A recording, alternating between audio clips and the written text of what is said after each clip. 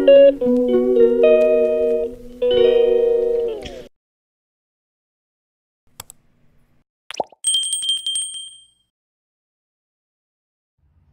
মকর সংক্রান্তি বন্ধুরা, আশা করি সবাই ভালো আছেন। আমিও ভালো আছি। সবাইকে জানাই মকর সংক্রান্তির প্রীতি শুভেচ্ছা ও ভালোবাসা।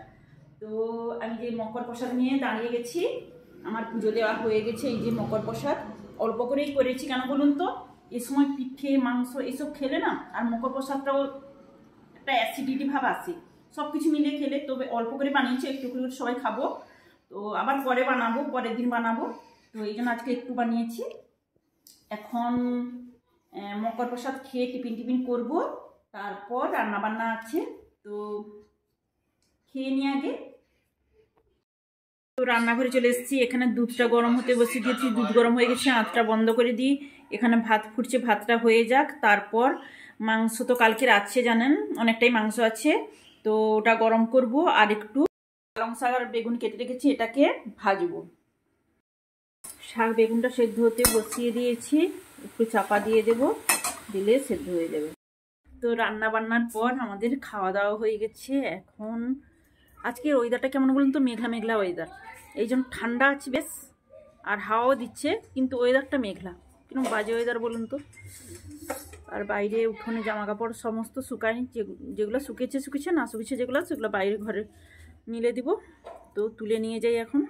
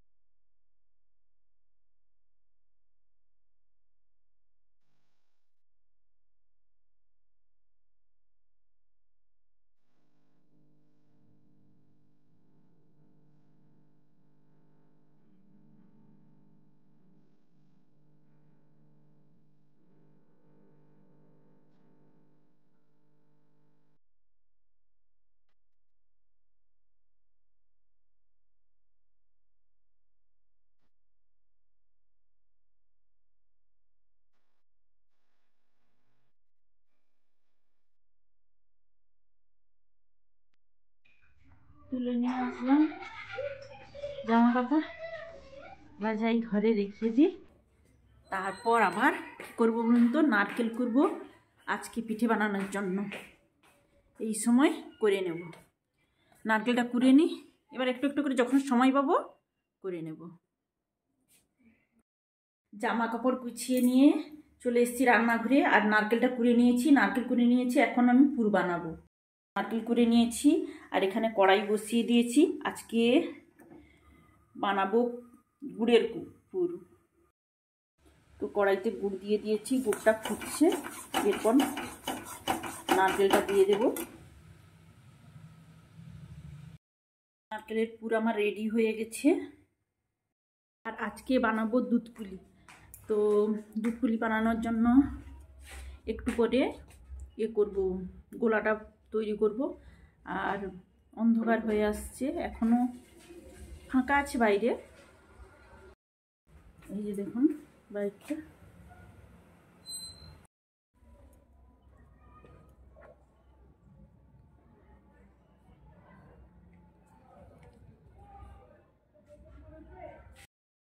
না যাই ঘরে চালের গোলাটা বানিয়ে নিই।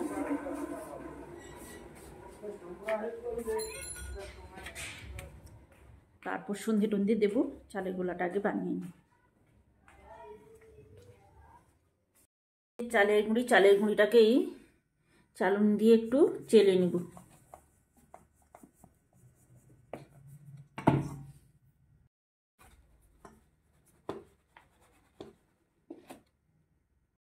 কড়াইতে জল দিয়ে দিয়েছি, জলটা ফুটুক, তারপর আমি বানিয়ে নেব চালের গোলা। তো চালের গোলাটা এই যে বানিয়ে নিলাম, হয়ে এসছে প্রায়, আর একটু খালি। তো পুলি বানাতে বসে গেছি। আজকে তো দুধ পুলি বানাবো, আর কিছু বানাবো না। প্রত্যেকদিন একটা একটা করে ভালো, আবার কালকে হতে কিছু বানাতে পারি। যদি ভালো লাগে তো। শরীরটা ভালো নেই, এতক্ষণ বসে আছি, আমার যেন অবস্থা খারাপ, তখন আমার ধৈর্য থাকে না বসে থাকতে। এই পিঠে মানে কি বলুন তো, ভীষণ মানে কুড়েমির কাজ আর কি, কুড়েমি হয়ে বসে থাকতে হবে, দিয়ে করতে হবে।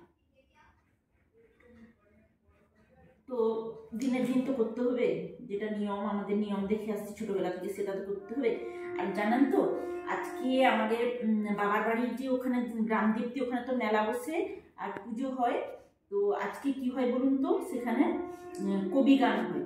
তো কবি গানটা মা আমরা শুনে আসছি, আমরা দেখে আসছি ছোটবেলা থেকে যে ওখানে কবি গান হয়। মানে কবি গান না করলে মানে একটা অনিষ্ট কিছু হবেই, কবি গান মাকে শোনাতেই হবে। এরকম সন্ধ্যের টাইমটায় মানে বিকেল থেকে শুরু হয়, এতক্ষণে বোধ হয় শেষ হয়ে গেল। বিকেল থেকে শুরু হয়, সন্ধ্যের টাইমে এরকম সন্ধ্যেবেলায় শেষ হয়ে যায়।